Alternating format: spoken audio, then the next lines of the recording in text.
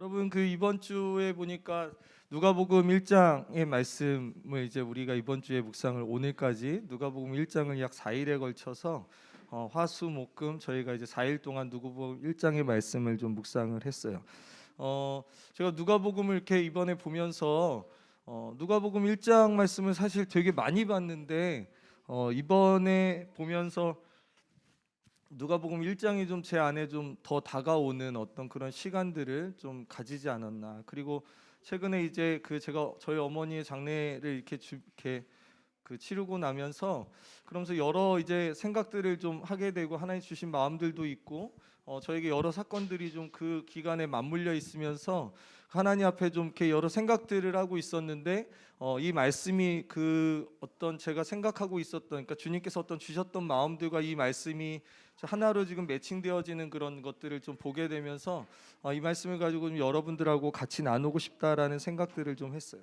여러분 우리가 말라기서의 말씀을 보면서 말라기서의 말씀 이후에 예수님이 오시기까지 그 시간 동안 약 400년이라는 시간 동안 암흑기라고 우리가 신학사에서 우리가 암흑기다라고 그렇게 이야기를 많이 합니다. 그러니까 암흑기다라고 이야기하는 것은 뭐냐면 400년 동안 이스라엘 땅 가운데 하나님의 말씀이 부재했다라는 것을 이야기하고 있는 것이죠.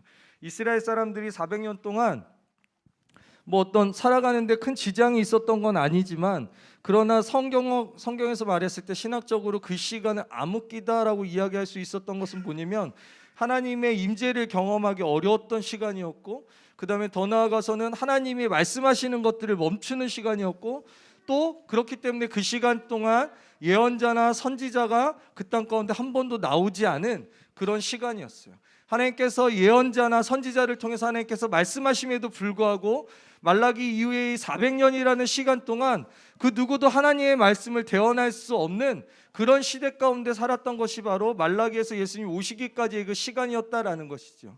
시간적으로 보면 그 시간은 이스라엘의 역사 가운데 가장 어떤 힘든 시간일 수 있어요. 이스라엘 백성이 40년의 그 광야 생활을 했지만 그 40년의 광야 생활과 비교되어지지 않은 오히려 광야의 그 시간은 하나님의 임재를 경험했던 시간이었다라면 이스라엘이 말라기 이후에 예수님이 오시기 전까지의 이 400년의 시간은 하나님의 임재가 없이 하나님과 소통되어짐이 없는 가장 영적으로 힘들고 가장 영적으로 끝이 보이지 않는 그런 터널의 끝자락 가운데 있는 시간들이 바로 이 말라기 이후의 그 시간들이다라고 이야기할 수 있는 것이죠.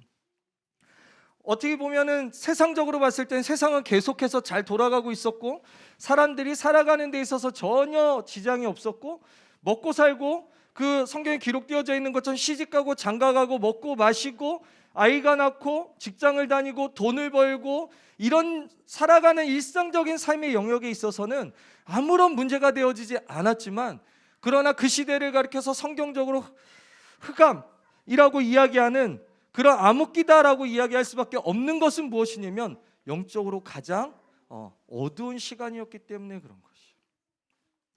근데 여러분 영적으로 가장 그 어두운 시간 가운데 하나님은 그 어두운 시간으로 이 세상을 마무리하시는 것이 아니라 그 어두움이 깊어지면 깊어질수록 하나님 그 어두움의 끝자락 가운데 하나님은 하나님의 일을 준비하고 계신 줄로 믿습니다.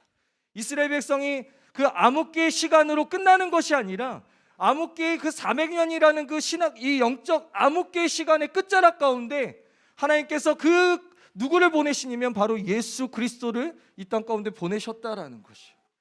사람들이 생각할 때 이 암흑기가 언제 끝날지 하나님이 언제 예언자를 보내실지 하나님이 언제 말씀하실지 아무도 상상할 수도 없는 아무도 하나님의 임재가 이제는 무엇인지조차 기억할 수 없는 그 가장 어려운 영적인 이 어두운 시대 가운데 하나님께서는 그 어두운 시대로 내버려 두시는 것이 아니라 그 가장 어두운 시기 가운데 바로 이 땅의 빛으로 예수님께서 오셨다라는 사실을 우리는 기억해야 되는 거예요.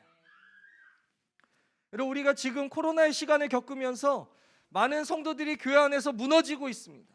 이 땅의 교회의 예배들이 무너지고 있고 사람들이 더 이상 믿음의 생활들을 영위하는 것들이 참 어려운 시대 가운데 있죠. 지금 코로나가 2단계로 서울과 경기가 격상되면서 서울 경기는 또다시 모이기가 어렵게 되어졌습니다.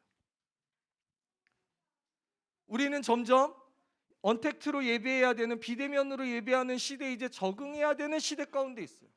여러분, 우리가 대면에서 예배하는 것보다 비대면으로 예배할 때 우리에게 더 필요한 에너지가 있어야 되는 거예요.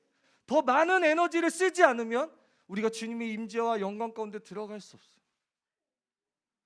그러나 사람들이 이 비대면 시대에 그럼 더 많이 주님 앞에 무릎 꿇고 더 많이 주님의 임재와 영광을 구하느냐? 아니요. 우리 모두가 경험해봤고 저도 경험해봤지만 예배를 소파에서 드리더라고요.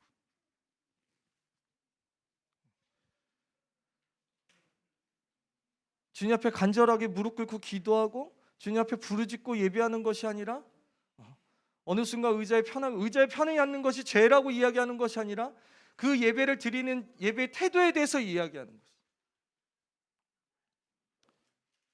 누구를 탓하는 것이 아니라요, 저부터 그러고 있더라고요. 이 시대 예배가 점점 무너져가는 이 시대 가운데, 교회 성도들이 점점 오지 않는 시대 가운데, 그리고 여러분 보니까 50대 이후에 60대 이런 분들이 목회하시는 교회들의 작은 교회들은 영상으로 예배할 수 없기 때문에 더 이상 교회를 어떻게 유지할 수 없는 그런 어려운 시대에 또 맞이했다라는 이야기들을 많이 들어요. 영상으로 예배해야 되는데 영상으로 예배할 수 있는 방법이 없으니까 교회 예배 자체가 완전히 무너지는 그런 일들이 한국교회 안에서 시작되어지고 있다라는 거예요. 그 어느 때보다도 우리가 예배하기 어려운 시대 가운데 있어요. 여러분, 영적으로 지금 어떻습니까? 영적으로 여러분, 우리가 이번 주에 여러분 동참하셨습니까? 낙태법 개정안에 대해서 지금 우리가 청원하는 것들, 우리 김수현 선생 올려주셨는데 제가 오늘 여기 올라오기 전에 확인해 보니까 33,000명 했더라고요. 낙태법이 개정되어지고 있습니다. 14개월 이후에도 아이를 얼마든지 낙태할 수 있고, 미성년자가 부모 동의 없이 마음대로 아이를 낙태할 수 있고, 인권이라는 이름하에 다음 세대를 그냥 여성 차별이라는 이유 때문에 낙태를 자연스럽게 누구든지 원하면 마음 편하게 할 수 있는 시대에 우리가 지금 살고 있는 거예요. 그 법을 개정하겠다고 지금 국회에 상정돼 가고 있는 거예요. 그 외에도 우리가 중고팀이나 우리 교회 전체적으로 우리가 기도하고 있는 수많은 것들이 있죠. 차별금지법이라든지 이런 여러 가지 일들. 하나님의 법과 대치되어지고 있는 이 시대에 정말 하나님의 법이 아닌 하나님을 거스르는 법들이 상정되어져서 그 법들이 지금 계속 법사위에서 올라가고 있죠. 우리가 살고 있는 시대가 그 어느 때보다도 어두운 시대를 향해서 우리가 가고 있습니다. 그러나 제가 이 누가복음의 말씀 1장을 묵상하면서 제 안에 드는 주님의 마음이 어둡기 때문에 주님의 오심도 가까이 왔구나. 어두움의 끝을 향해서 우리가 가고 있기 때문에 그러면 주님의 오심도 가까이 오고 있구나. 말라기 이후에 예수님이 오시기까지 그 400년이라는 그 암흑의 시간을 통과하면서 언제 주님께서 다시 오실 것인가, 언제 주님이 이스라엘 땅 가운데 말씀하실까, 아무도 그것들을 예측할 수 없는 그 암흑의 시간들을 통과하는데, 그 400년이라는 시간들 가운데 모두가 포기했을지 모르지만 그 가장 어두운 시간 가운데 예수님이 이스라엘 땅 가운데 빛으로 찾아오셨다는 사실. 우리는 그 어느 시대보다 가장 악한 시대를 향해서 우리는 살아가고 있지만 이 악한 시대 가운데 분명히 주님 다시 오실 것입니다. 아멘. 우리가 오늘 예배 가운데 찬양 가운데 고백했던 것처럼 이 땅에 그분이 다시 왕으로 다시 오실 것이, 이 가장 어두운 시간 가운데 이 어두운 시간이 더 깊어져서 우리가 그 어두움의 끝이 무엇인지 알 수 없을 그 시간이 우리에게 다가오면 다가올수록 예수님은 분명히 이 땅 가운데 오실 것입니다. 그럼 여러분, 우리가 살고 있는 이 시대가 어두운 시대라면 예수님의 다시 오심이 그 어느 때보다 우리 가운데 가까이 왔다라는 것을 우리가 인지하고 깨어 있어야 되는 거죠. 여러분, 하나님께서 400년이라는 이스라엘의 그 시간 동안 하나님이, 제가 생각할 때 제 마음 가운데 하나님께서 그 400년이라는 시간 동안 하나님이 이스라엘을 방치해 두셨을까? 아니요. 제 마음에 주시는 마음은 하나님은 그 400년이라는 시간 동안 하나님은 계속해서 하나님의 마음을 대언할 예언자와 같은 자들, 선지자와 같은 자들 분명히 주님은 찾으셨어요. 그러나 그 땅 가운데 하나님의 마음으로 서는 그 한 사람이 없는 거예요. 왜? 그 땅이 타락했으니까. 그 땅에 형식적인 것들만 남았으니까. 여러분, 예수님께서 그 이스라엘 땅 가운데 오셨을 때 예수님께서 하셨던 말씀들을 우리가 생각해 보면 충분히 우리가 추측해 볼 수 있는 것들이, 바리새인을 향해서 예수님 뭐라 그러셨어요? 회칠한 무덤들아라고 말씀하셨어요. 그 시대의 말씀을 가르치는 사람들, 지금으로 따지면 목회자 같은, 신학자 같은 자들 향해서 예수님께서 명확하게 너희들은 죽은 자들이야. 그 예수님이 성전을 2번이나 청소하셨던 것들 우리가 보게 되고, 성전 앞에서 그들이 이 양과 염소를 거래하면서 주님 앞에 그 제물을 드리는 것들을 형식적으로 주님 앞에 얼마나 형식적으로 그들이 예배하고 있는지 우리가 예수님 시대의 그 상황들을 보면서 우리가 충분히 예측할 수 있어요. 예배의 형식은 남았는데 예배 본질은 잃어버렸던 그 시대. 근데 그 시간들이 약 400년 동안 계속해서 지속된 거예요. 예배가 없었던 게 아니에요. 제사가 없었던 게 아니에요. 근데 그 안에요, 주님을 향한 중심이 없었다. 그 주님을 향한 중심과 예배의 중심을 잃어버렸기 때문에 신학적으로 그 시간을 가리켜서 암흑기다라고 이야기하는 거예요. 여러분, 이 땅에 예배가 없습니까? 이 땅에 교회가 없습니까? 이 땅에 크리스찬이 없습니까?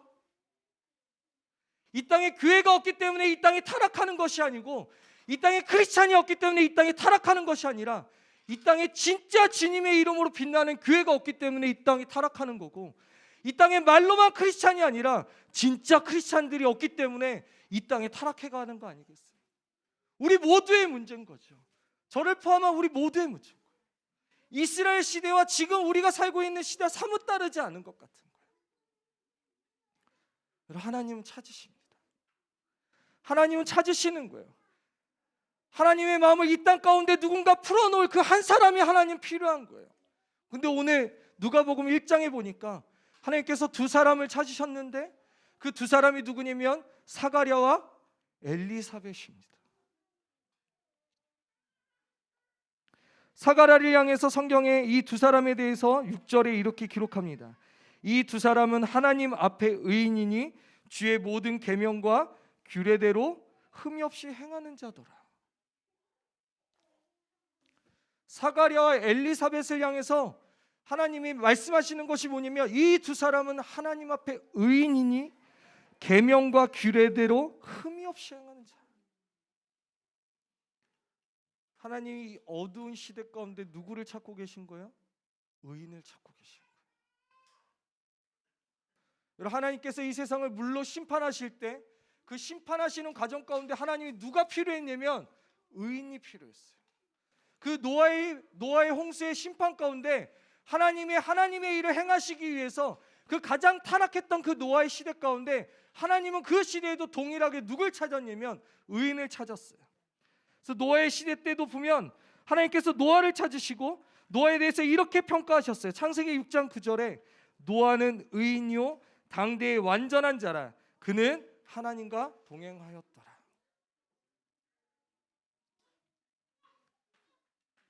인류의 역사 가운데 하나님이 심판하실 수밖에 없었던 가장 타락한 시대 가운데에도 하나님 누구를 찾으시냐면 의인을 찾으시는 거예요.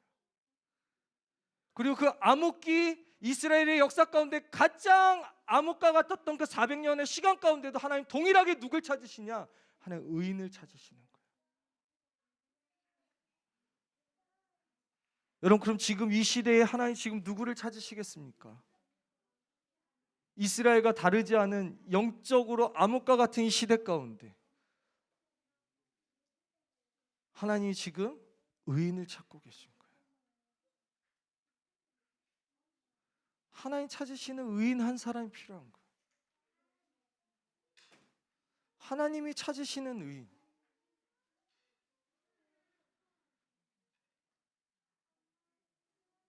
이 시대에 주님이 간절히 찾으시는 그 의인 한 사람을 주님이 지금 간절히 원하고 계십니다. 근데 여러분, 로마서 3장 10절에 보면 바울이 이렇게 기록했어요. 기록된 바 의인은 없나니 하나도 없다. 어떻게 하라는 거예요, 하나님? 아니, 어떻게 하라는 거예요? 바울이 성경에 기록하기를 기록된 바 의인은 없나니 아무도 없다, 하나도 없다. 이 땅 가운데 우리 스스로는 의인된 삶을 살아갈 수 없다라고 바울은 명확하게 명제하고 있는 거예요. 그리고 우리가 아무리 의인으로 살아가려고 해도 무너지는 게 우리의 삶이죠. 우리 은경 사모님 처음에 여는 기도, 중보기도 열어주시면서 그 의인에 대한 이 씨름, 처절한 씨름에 대한 이야기를 우리 사모님 나눠준 거 아니에요. 그렇게 의인으로 살아가고 싶은데 때때로 처절하게 무너지는 자신을 보면서 마음이 너무 찢어지는 우리의 삶.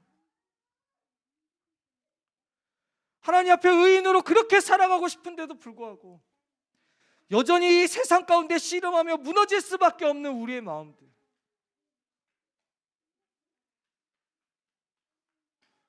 우리가 어찌 주님 앞에 의인으로 살 수 있을까? 그러나 분명히 주님이 우리 가운데 말씀하시는 것은 의인을 찾고 계시다라는 거예요. 그래서 하나님이 두 사람에 대해서 뭐라고 얘기하시면 두 사람은 하나님 앞에 의인이다. 제 이 말씀 묵상하면서 의인으로 살아갈 수 있는 유일한 길이 뭘까? 바로 하나님 앞에 살아가는 거예요. 내가 하나님 앞에 살아가기로 결정하고 하나님 앞에서 살아갈 때 그 하나님 앞에서 내가 의인된 삶을 살아갈 수 있는 거예요. 하나님 앞에 살아가지 않을 때 우리는 그 의인된 삶을 포기할 수밖에 없는 거예요. 오직 하나님 앞에 살아가기로 결정하고 하나님 앞에 머물 때, 우리가 워십할 때만, 워십 댄스 할 때만 코람데오를 외치는 것이 아니라, 코람데오 라틴어잖아요. 하나님 앞에, 코람, 몸 앞에서, 데오, 데오스, 주님 앞에서, 하나님 앞에서 코람데오, 우리가 워십 댄스 할 때만, 성교 때만 코람데오를 외치는 것이 아니라 우리 인생의 모든 순간순간들 가운데 우리가 하나님 앞에 의인으로 살아가기 위해서 하나님 앞에서 씨름해야 돼. 우리 스스로는 의인으로 살아갈 수 없는 거죠. 여러분, 우리가 헬라어에 보면 동사의 형태 중에 아시잖아요? 능동태와 수동태와 중간태가 있다라는 거 여러분 우리 모두가 알 거예요. 능동태가 내가 스스로 하는 것, 수동태가 누군가에 의해서 내가 피동적으로 하는 것, 중간태가 내가 뭔가 능동적으로 하지만 그 안에 누군가의 도움으로 내가 그 일들을 행할 때 그것을 중간태라고 하는. 우리가 의인으로 살아갈 수 있는 유일한 길은 무엇입니까? 중간태죠. 우리의 보혜사 되시는, 지금도 우리와 함께 하시는 우리가 성령님을 의지하고 우리가 그분 앞에 살아갈 때 우리가 이 땅 가운데 의인된 삶을 살아갈 수 있는 거예요.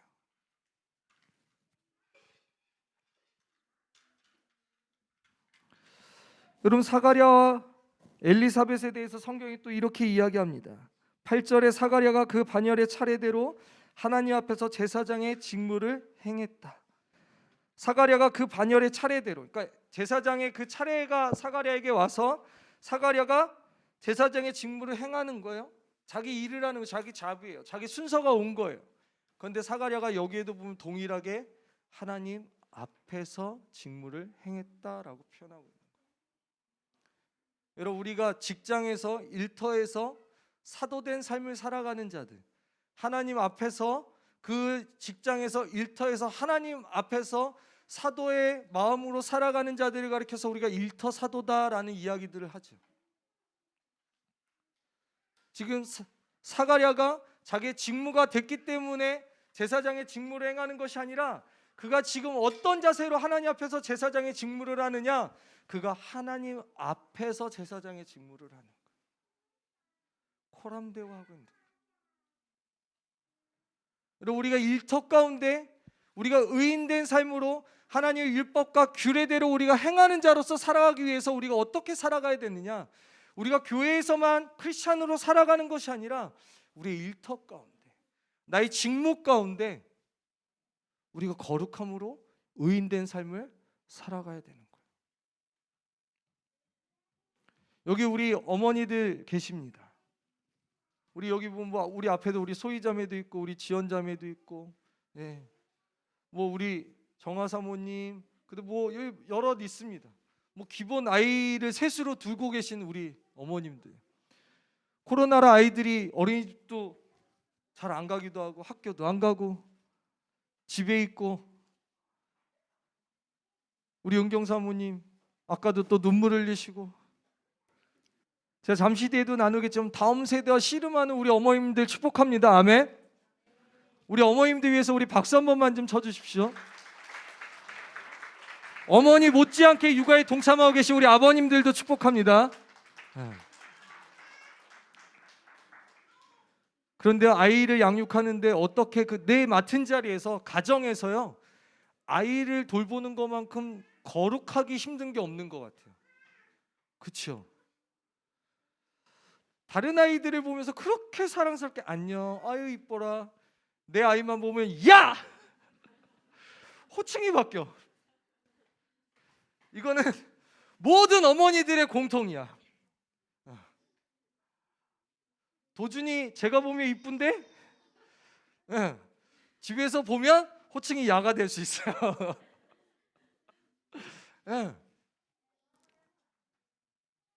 너무 아이들 돌보는 게 힘들죠. 근데 주님 우리에게 말씀하시는 게 뭐냐면, 하나님 앞에서 너에게 맡겨진 직무를 행할 수 있느냐? 그 직무를 우리가 하나님 앞에서 행할 때 의인됨이 우리 가운데 일어나는 것. 그 말씀의 규례대로 살아가는 것, 내 이웃을 내 몸같이 사랑하라 라는 그 주님의 말씀의 규례를 우리가 깨트리지 않으려고 주님 앞에 씨름하는 것. 그 씨름할 수 있는 유일한 길은 뭐냐면 주님 앞에 머무는 것이.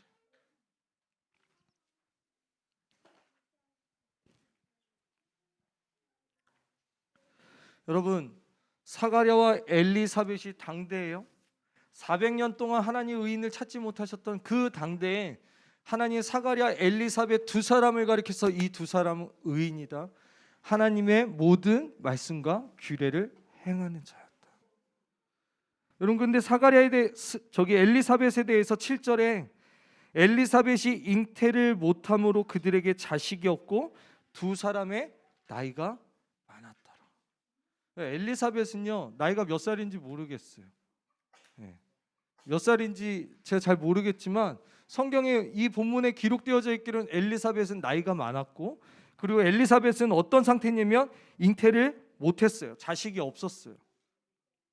그리고 이제 자연적으로는 나이가 너무 많았기 때문에 이제 아이를 잉태할 수 없는 그런 지경에 이른 거예요. 그런데 하나님이 지금 어떤 일들을 행하십니까? 육체적으로는 잉태할 수 없는 엘리사벳을 통하여 하나님이 생명을 잉태케 하시는 거예요. 제가 이 말씀을 이렇게 묵상하면서 주님 주셨던 마음이, 우와, 이 가장 어두운 시대 가운데 상황적으로 엘리사벳으로 봤을 때 육체적으로 아이를 잉태할 수 없는, 이미 잉태할 수 없는 그런 자임에도 불구하고 하나님이 찾으시는 의인된 삶을 살아갈 때 그 아비 세대를 통하여 다음 세대의 생명이 잉태되어지는구나.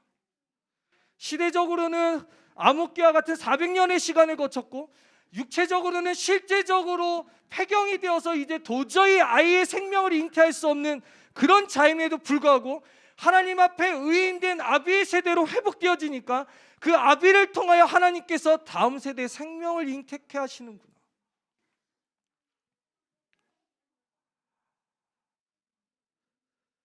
여러분, 우리 교회 안에 다음 세대들이 자꾸 떠나간다라는 이야기들 많이 듣고, 교회에 지금 다음 세대들이 지금 없어져 간다라는 우리가 이야기를 많이 듣는데, 그런 시대 가운데 우리가 하나님이 이 말씀을 통해서 우리가 먼저 깨우쳐야 되는 것 중에 하나가 뭐냐면, 그렇구나, 교회 안에 사가랴가 일어나야 되는구나, 교회 안에 엘리사벳이 일어나야 되는구나.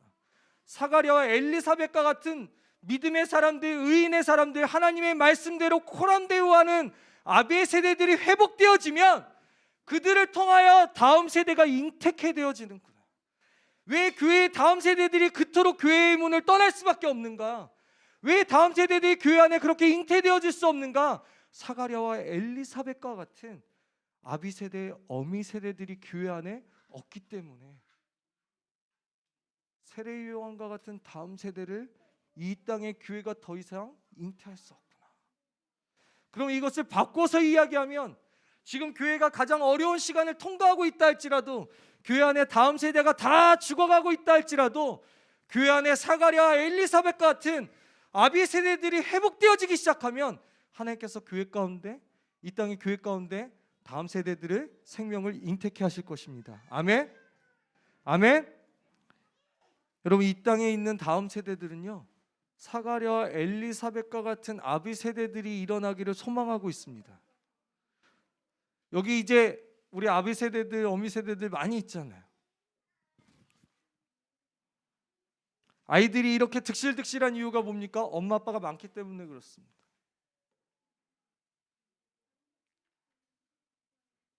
근데 다음 세대들이 회복되어지려면 사가랴와 엘리사벳과 같은 하나님 앞에 살아가는 자들이 이 땅 가운데 먼저 선행되어져야 된다라는 것이에요. 여러분, 사가랴와 엘리사벳이 주님 앞에 의인된 삶으로 그 암흑기 가운데 다시 회복되고 일어나니까 여러분, 어떤 일들이 일어납니까? 제가 이야기했던 것처럼 다음 세대들이 일어납니다. 우리가 누가복음 1장에 보면 크게 두 명이 기록되어져 있는데, 그 첫 번째가 세례 요한이고 두 번째가 마리아예요. 마리아. 여러분, 세례 요한에 대해서 14절에 이렇게 기록하고 있어요. 기뻐하고 즐거워할 것이요 많은 사람도 그의 태어남을 기뻐하리라. 여러분, 이 땅의 교회 가운데, 주님의 교회 가운데 다음 세대가 일어나는 것만큼 큰 기쁨이 있습니까?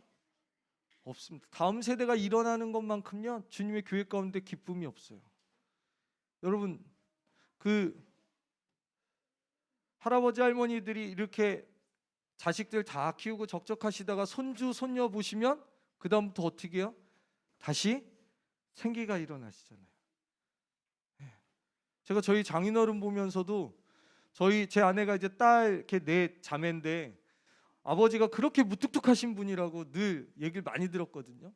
근데 저희 장인어른이 그렇게 무뚝뚝하신데, 저희 수아가 벌써 16년 전이니까 16년 전에 수아가 일어났는데 아버지가 수아를 이불에다가 앉혀놓고 이불을 끄시더라고요. 수아를 미끄럼틀을 태워주겠다고, 예, 수아를 이불에다 그 어린애 1살짜리를 올려놓고, 저희 아버지 절대 그런 분이 아니신데, 공무원. 예. 근데 수아를 끌고 가시면 딸 4명이 다 분노하면서 아빠 이런 사람이었냐고. 다음 세대를 보면 기쁨이 충만한 거예요. 근데 저희 처형네 처형이 이제 결혼해서 또 아이를 또 낳았거든요. 둘 있는데 아버님이 매일 처형집 출근하십니다. 저희 아버지의 그 하루 중에 가장 큰 기쁨. 5시에 그 집에 가서 아이들 하원하는 거 받아주고 과일을 손수 깎아주시고, 그 다음 세대가 일어나는 것만큼 기쁨이 없습니다. 그리고 이 땅에 다음 세대들이 일어나면 교회 안에 기쁨이 회복되어질 줄 믿습니다. 아멘.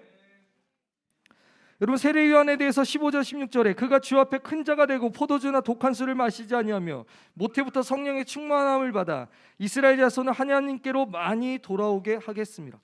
마스크를 끼니까 혀가 더 짧아지네요. 여러분, 우리가 세례 요한에 대해서 잘 알고 있지만 17절에 엘리야의 심령과 능력으로 주 앞에서 먼저 와서 아버지의 마음을 자식에게 거스르는 자를 의인의 슬기에 돌아오게 하고 주를 위하여 세운 백성을 준비하리라. 세례 요한에 대해서 지금 여기 몇 가지 기록하고 있는 게 있어요. 뭐예요? 아까 첫 번째 이야기했던 것처럼 기뻐하게 되고, 두 번째 주 앞에서 큰 자가 된다. 여러분, 사가랴 엘리사벳과 같은 아비 세대들이 회복되어지기 시작하면 세례 요한과 같은 다음 세대들이 일어나는데 그들이여 주님 앞에 큰 용사로 일어날 것입니다. 아멘. 다시 주님의 길을 예비하는, 세례 요한이 주님의 길을 예비하는 자로 이 땅 가운데 온 자인데, 그 주님의 길을 예비하는 다음 세대들은 분명히 명확하게 그 어느 시대보다도 큰 용사와 같이 일어날 것이에요. 세례 요한이 주님의 길을 예비할 때 세례 요한에 대해서도 성경에 기록하기를 그가 큰 자로 일어날 것이다. 이런 주님이 다시 오심을 준비하는 세대로 일어나는 세대, 그러니까 이 시대의 다음 세대들은 명확하게 주님의 다시 오심을 준비하는 세대로 일어날 텐데, 그들은 그 어느 때보다 큰 용사와 같이 일어날 거예요. 왜냐하면 큰 용사로 서지 않으면 마지막 때의 암흑과 같은 이 시대 가운데 주님의 빛을 발하여 영적 전쟁을 싸울 수 없기 때문에 그렇습니다. 그리고 세례 요한에 대해서 또 표현합니다.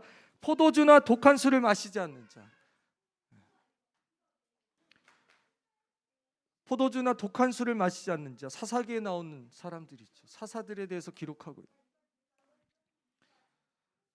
얼마나 많은 친구들이 포도주나 독한 술을 즐겨 합니까?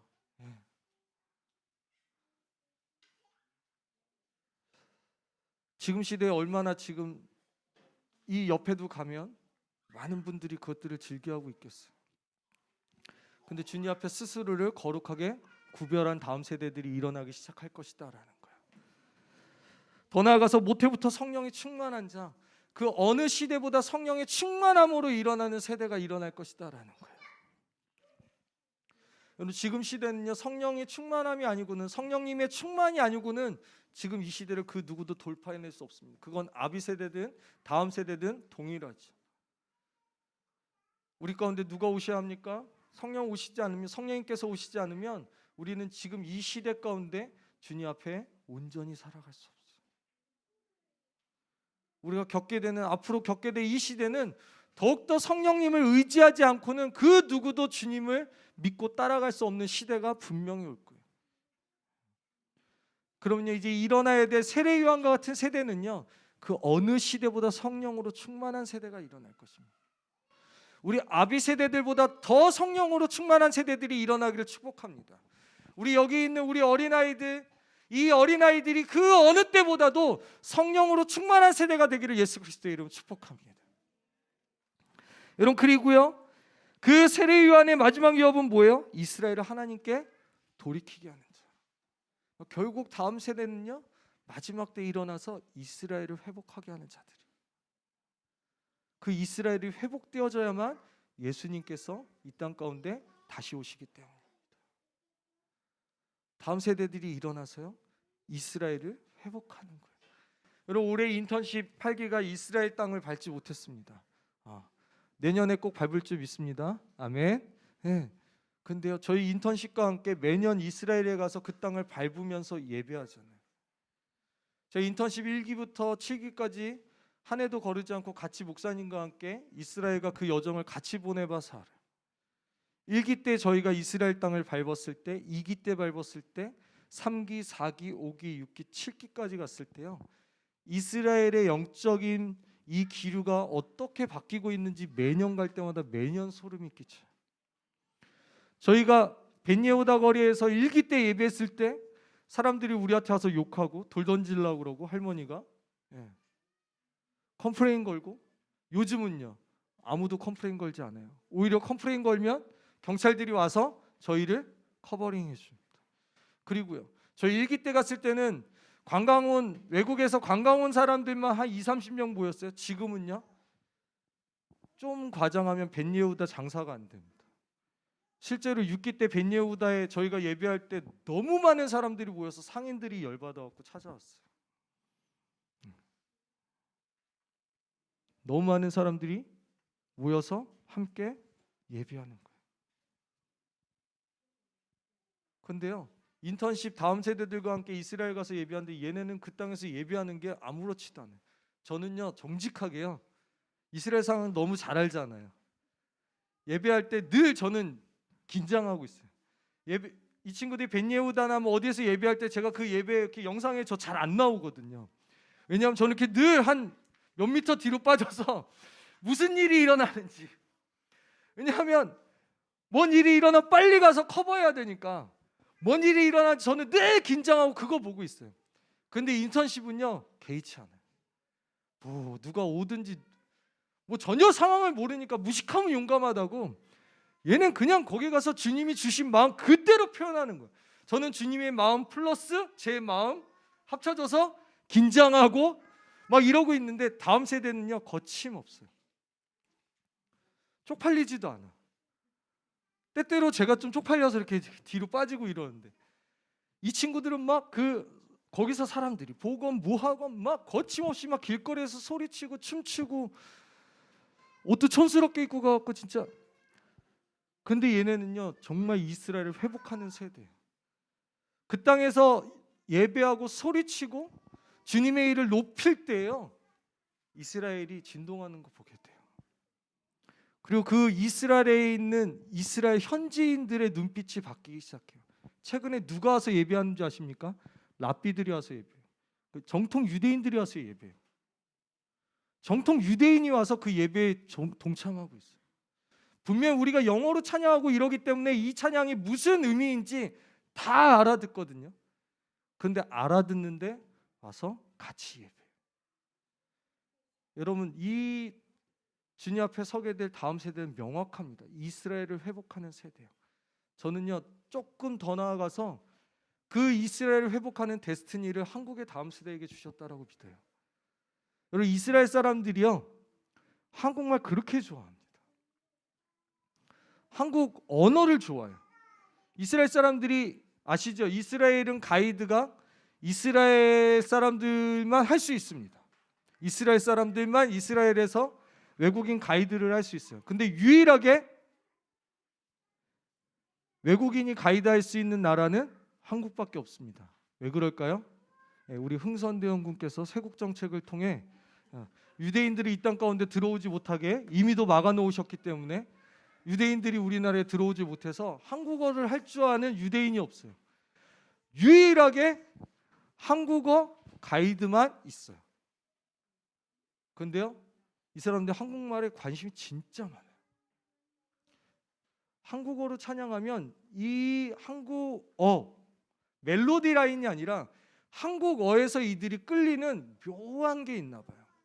찾아와요. 이 언어가 어느 나라 언어냐고 물어보고, 너희가 지금 부르고 있는 이 노래 가사나 무슨 내용이냐라고 물어보는 친구들이 많아요. 그리고 최근 몇 년 동안에 K-팝 붐이 일어서 한국말로 저에게 물어보는 친구들도 많이 생겼죠. 분명히 한국의 다음 세대는요, 이스라엘을 회복할 데스티니를 가지고 있는 세대들입니다. 여러분, 사가랴와 엘리사벳과 같은 부모의 세대가 회복되어질 때 그들을 통하여 세례 요한과 같은 이스라엘을 회복할 주님의 다음 세대들이 일어날 거예요. 여러분, 마리아에 대해서 기록하고 있잖아요. 누가복음 1장 이후 이렇게 중반부터 마리아에 대해서 기록하고 있는데요. 마리아를 제가 묵상하면서 만약에 마리아가 성령으로 잉태됐다라고 그 소식을 들었을 때, 내가 성령으로 잉태될 거야, 그 이야기를 마리아가 들었을 때, 그럼 마리아가 이거 감당할 수 있을까요?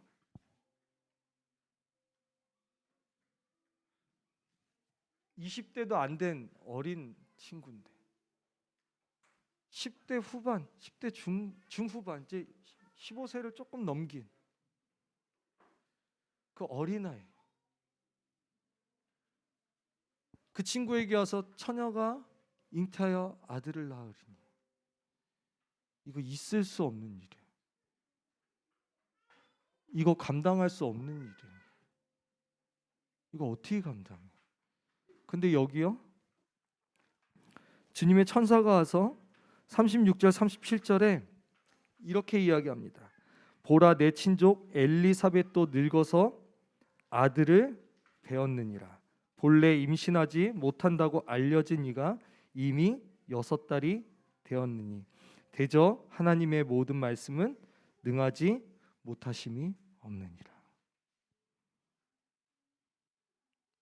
마리아가 어떻게 성령으로 예수님을 잉태할 수 있는 그 길을 마리아가 감히 갈 수 있었을까요? 마리아 혼자라면 못 갔을 거예요. 근데 누가 있었어요? 엘리사벳이 있었습니다. 엘리사벳이 먼저 믿음의 길을 선택하고 본을 보여준 거예요. 엘리사벳이 누가 봐도 임신한 것 6개월이면 못 속이잖아요. 엘리사벳이 임신한 지 6개월이 되었다. 근데 친척관계 안에서 엘리사벳은 이미도 나이가 많아서 아이를 낳지 못한다라는 걸 마리아는 너무 잘 알고 있어요. 불가능하다라는 걸 너무 잘 알고 있어요. 그런데 성령님께서 엘리사벳을 통하여 생명을 잉태케 하신 거예요. 엘리사벳이 갈 수 없는 그 어려운 길을 먼저 선택했고 그 길을 먼저 갔어요. 그러니까 마리아가요, 그래, 가볼만해.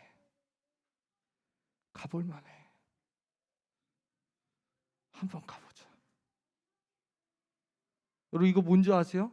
돌 맞을 수 있어요.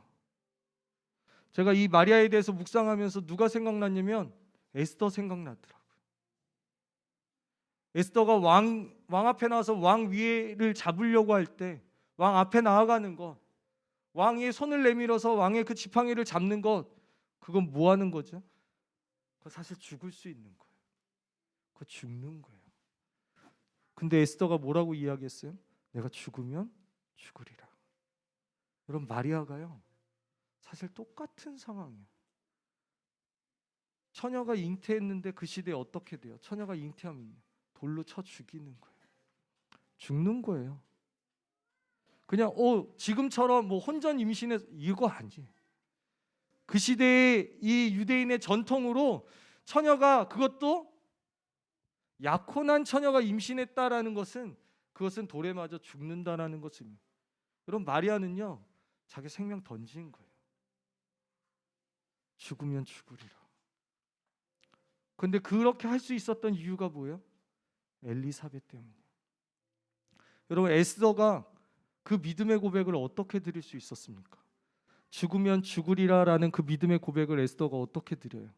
모르드게가 있었기 때문에 가능한 거예요. 모르드게가 없었으면 에스더가 그 믿음의 그 고백의 씨름을 쌓아낼 수 없었을 거예요. 근데 에스더가 한 나라를 구하기까지 그가 다음 세대로서 목숨을 건 그 믿음의 여정을 주님 앞에 온전히 던질 수 있었던 것은 믿음의 선배, 믿음의 아비 모르드게가 있었기 때문에 가능한 거예요. 마리아도 마찬가지죠. 마리아가 그 죽을 수도 있는 그 상황들이 마리아에게 닥쳤음에도 불구하고 마리아가 감히 주의 뜻대로 하시옵소서, 주님의 뜻대로 행하시옵소서라고 마리아가 믿음의 고백을 올려드릴 수 있었던 것은 뭐냐면 그 길을 먼저 갔던 엘리사벳이 있었기 때문에 가능한 거예요. 제가 묵상하면서요, 그렇구나, 지금은 그 어느 시대보다 세례 요한과 마리아와 같은 다음 세대들이 일어나야 돼요. 그러려면 하나님 먼저 이 땅 가운데 사가랴와 엘리사벳과 같은 아비 세대들이 회복되어져야 되겠습니다.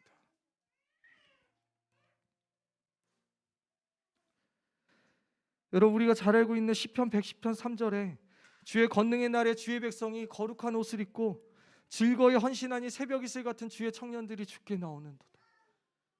여러분, 주의 권능의 날은 이미도 가까이 왔습니다. 아니요, 이미도 시작되어졌습니다. 주님의 권능의 날은 더 우리 가운데 불타오를 거예요. 주님은 그 어느 시대보다 이 땅 가운데 주의 권능의 날로, 주의 영광으로, 주의 임재로, 성령으로 이 땅 가운데 불붙듯 하실 거예요. 이 시대 가운데 주님이 먼저 누굴 찾으십니까? 주의 백성을 찾으시는 거예요. 그 백성은 어떤 백성이냐?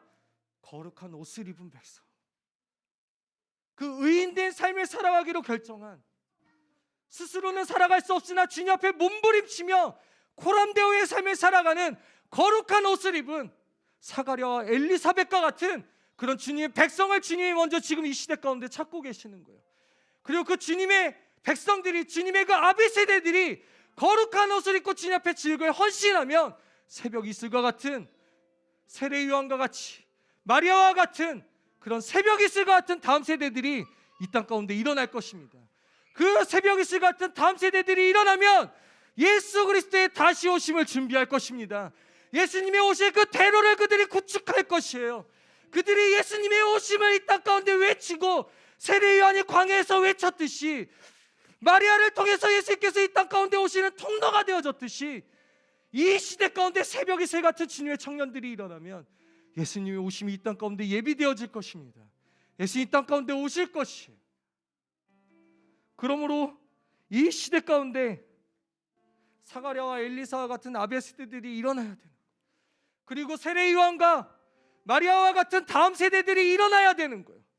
누구는 사가랴와 같이, 누구는 엘리사벳과 같이, 누구는 세례 요한과 같이, 누구는 마리아와 같이 주님의 오심을 예비하며 아비 세대와 다음 세대가 주님 안에서 한 몸 되어져서 주님의 오심을 예비하고 주님이 이 땅 가운데 오시도록 우리의 삶을 거룩히 주님 앞에 내어드리는 사람들이 이 땅 가운데 있어야 되는 거야.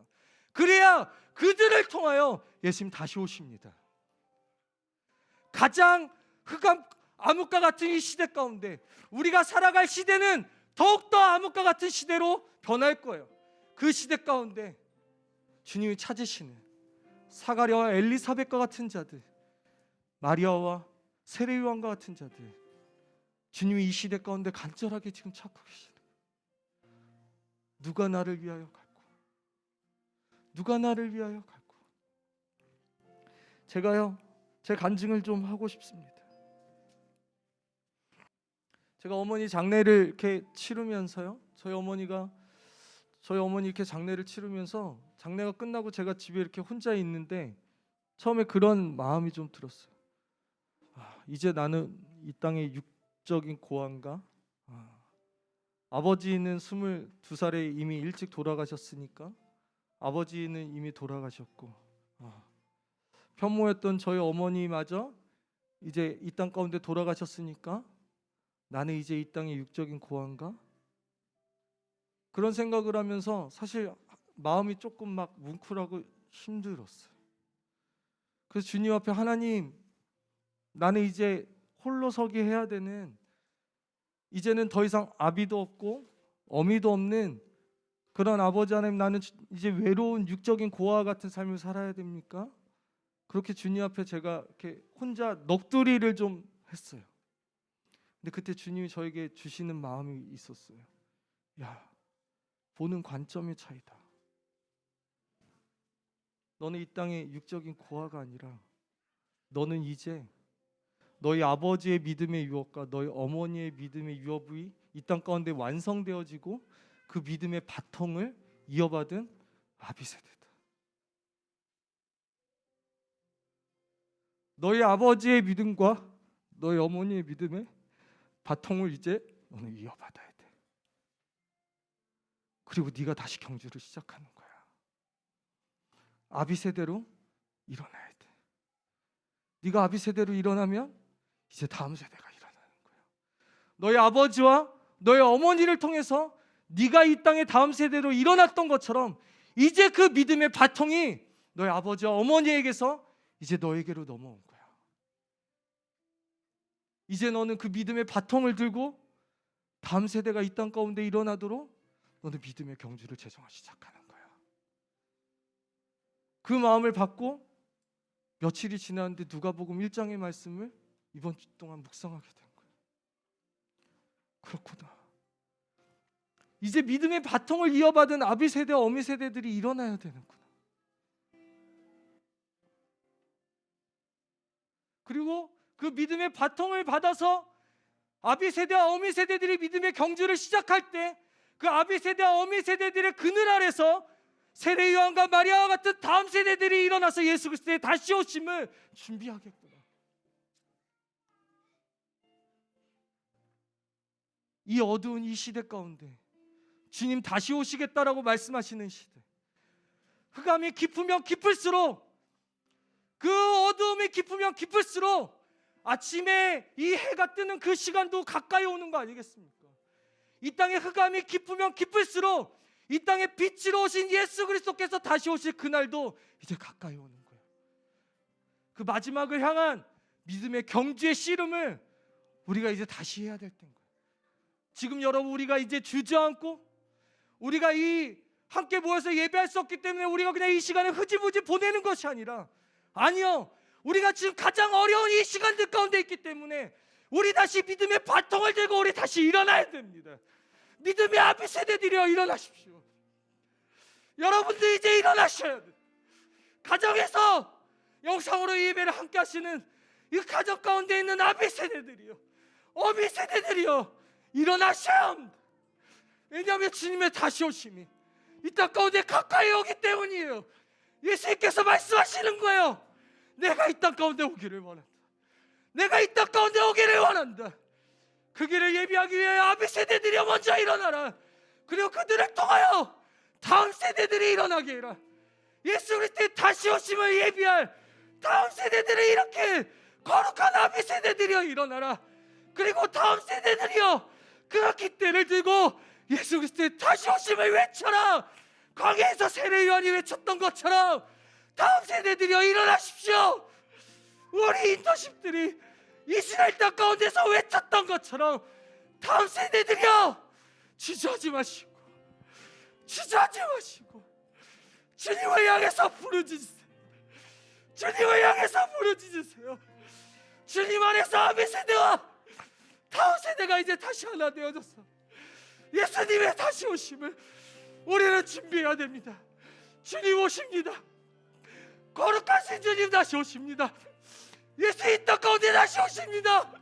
주님 우리에게 약속하신 대로, 예수님이 2000년 전에 우리에게 약속하신 대로 주님 우리 가운데 다시 오실 것입니다. 그러므로 우리 다시 일어나야 됩니다. 여러분, 우리의 무릎을 다시 일으키십시오. 주저앉은 무릎을 여러분 다시 일으키시고 여러분 다시 일어나십시다. 우리의 기도의 소리를 높이십시다. 우리의 예배의 소리의 함성을 높이십시다. 죽어가는 이 세상 가운데 주님의 빛이 이 땅 가운데 비치도록, 주님의 영광이 이 땅 가운데 다시 임하도록, 주님의 교회가 다시 살아나도록 우리 주님 앞에 외쳐야 합니다. 우리 달려가야 합니다. 우리 일어나야 합니다. 여러분 일어나십시다. 우리 믿음의 행위로 우리 여러분 자리에서 일어나십시다. 여러분 모두 자리에서 일어나 주십시오. 그러고 우리 주님 앞에 믿음으로 기도하십시다. 주님, 아비 세대들은 고백하십시오. 주님, 제가 사가랴와 같이 엘리세벳과 같이 거룩한 아비 세대로 일어나게 하여 주십시오. 그리고 여기 있는 다음 세대들이여 주님 앞에 결단하십시오. 세례 요한과 같이, 마리아와 같이 나의 생명을 아끼지 아니하고 주님의 오심을 준비하는 거룩한 세대로 일어나겠습니다. 우리 시간 기도하십시다. 주여 세 번 외치고 우리 기도하시겠습니다. 기도합시다. 주여.